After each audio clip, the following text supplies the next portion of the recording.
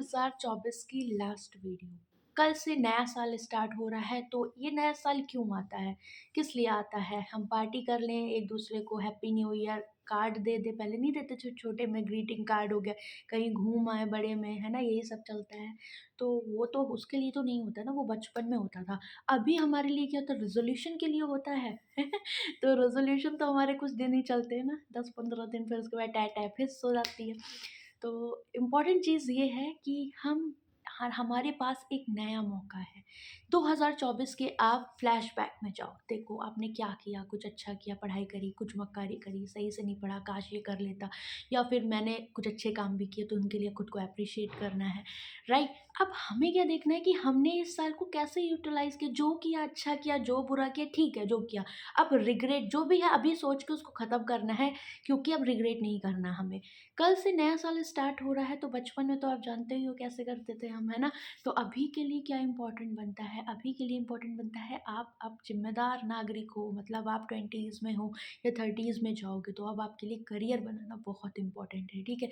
सारी चीज़ें सेकेंडरी हैं, बट आपके लिए करियर बनाना, बिकॉज़ जब आप कमाओगे, आप अपनी फैमिली के लिए कर पाओगे, अपने लिए कर पाओगे, अपने सपने पूरे कर पाओगे, वो बहुत इम्पोर्टेंट है, ठीक है? क्योंकि पहली स्टेप आप सब जानते हो है अर्निंग। अर्निंग के बाद ही हम चीज़ों को सही कर सकते हैं, चाहे वो हमारी फैमिली हो, हमारे भाई-बहन हो या फिर हमारे पेरेंट्स हो, व्हाटएवर जो भी आप लाइफ़ में चाहते हो, वो हर इंसान की अलग नीड रहती है, ठीक है? अभी बात आती है कल रिज़ल्ट आ रहा है, ठीक है? तो उनमें से भी देखो, ये सारे बैंक एस्पिरेंट्स के लिए है ये बात, इस साल जो भी तैयारी करने वाले हैं। देखो, अगर आप चाहते हो पास होना, तो उसका एक रास्ता होता है बीच में फेलियर, तो वो भी आपको फेस करना पड़ जाता है कभी-कभी। ये वीडियो मैं इसलिए रिज़ल्ट से पहले बना रही हूँ, क्योंकि होता है ऐसा, जब रिज़ल्ट आता है, वो जो टाइम पीरियड होता है ना, आपका ग्राफ ऐसे, ऐसे, ऐसे चलता रहता है, जैसे एसी-डीसी कुछ होता था ना, आपने फिज़िक्स में देखा होगा।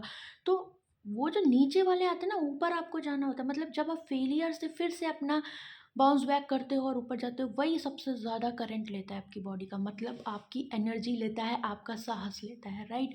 तो इम्पोर्टेंट हमारे लिए ये है कि हमें कभी भी डाउन जब हम फील करें, हमें गिरना नहीं है, बिकॉज़ हम ही हैं जो अपनी लाइफ को एकदम गिरा सकते हैं या फिर उठा सकते हैं, ठीक है? क्योंकि failure is a part of your preparation, इसमें होगा प्री में, मेंस में, इंटरव्यू में। बट इतना है कि अगर आप फाइनल स्टेप में रह रहे हो ना, प्री में रह रहे हो तो चलो कुछ हो सकता है कि आपने मेहनत नहीं करी, तैयारी नहीं, बट अब फाइनली में रह रहे हो, मतलब आप भाई बढ़िया इंसान हो, आपने मेहनत करी हुई है, आप कर सकते हो, ठीक है? बस मेरा पॉइंट यही है कि भाई रिज़ल्ट आने वाला है कल, मेरी आप लोगों से हाथ जोड़ के रिक्वेस्ट है, जिनका होगा उनको बहुत बहुत बधाइयाँ, ठीक है? जिनका नहीं होगा प्लीज़ मत डाउन फील करना, बिकॉज़ ये फेज़ बहुत मुश्किल होता है। ये सिर्फ़ एक एस्पिरेंट समझ सकता है या उसकी फैमिली में जो उसके सबसे क्लोज़ होता है ना? ये बात आप जानते हो, और टीचर भी समझते हैं, ठीक है? हम भी उस चीज़ को समझते हैं। तो बस यही है कि इस फेज़ को आपको पर्सनली खुद ही झेलना होता है और खुद ही निकलना होता है, ठीक है? वही आपको स्ट्रॉन्ग बनाती है, एंड आई होप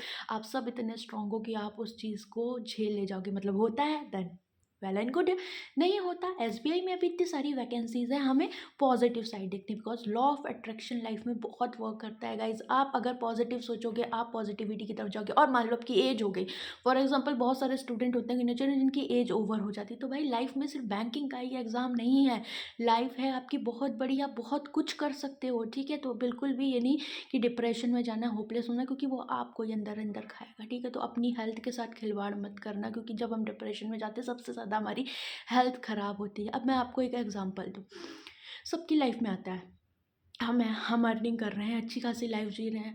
अभी मेरे साथ आपको पता होगा फ़ेब में मेरी तबीयत बहुत ज़्यादा ख़राब थी। मैं 1 महीने के लिए उस टाइम पे नहीं थी यूट्यूब पे। फिर उसके बाद 9 मंथ तक मैंने क्लासेस ली थी आपकी, जैसे-तैसे। आपको याद होगा मैंने हार नहीं मानी, रुद्रा 5.0 बैच लॉन्च किया था। फिर उसमें भी क्लासेस खुद ही ख़त्म करी। ऐसी सिचुएशन आ गई थी कि किसी अदर टीचर को ख़त्म करनी पड़ सकती थी, ठीक है? जैसे कि आप जानते हो मैटरनिटी लीव्स भी होती हैं, 6 मंथ, 3 मंथ लोग लेते हैं। 1 मंथ मैंने जो भी था, 19 सितंबर को मेरी बेबी हुई है, उसके बाद मैंने आपको याद होगा आफ्टर दिवाली मैंने काम स्टार्ट कर दिया था, मतलब हार्डली 1 मंथ की मैंने लीव ली थी, बीच में मैं वीडियोस डाल रही थी। दैट इज़ कि किसी तरह अगर आप जब आपका माइंड स्ट्रॉन्ग होता है ना, आप अगर चाहते हो करना चीज़ें तो आप कर सकते हो, भले ही अप एंड डाउन आएँगे। हर वक़्त लाइफ़ का ग्राफ स्टेबल नहीं होता है, वो ऊपर-नीचे होता है और ऊपर-नीचे होगा तभी आप एकदम से जंप करके ऊपर जाते हो। देखा होगा आपने, एक रील में दिखाते हैं कि हाँ, अगर आप स्ट्रेट फॉरवर्ड जाओगे आप ग्रो ही नहीं करोगे, ठीक है? ग्रो करने के लिए झटके लगना भी थोड़े से ज़रूरी होती है, बट वही है, हार नहीं माननी है, ठीक है? तो आई होप आप समझ गए होंगे। तो happy new year, bye bye.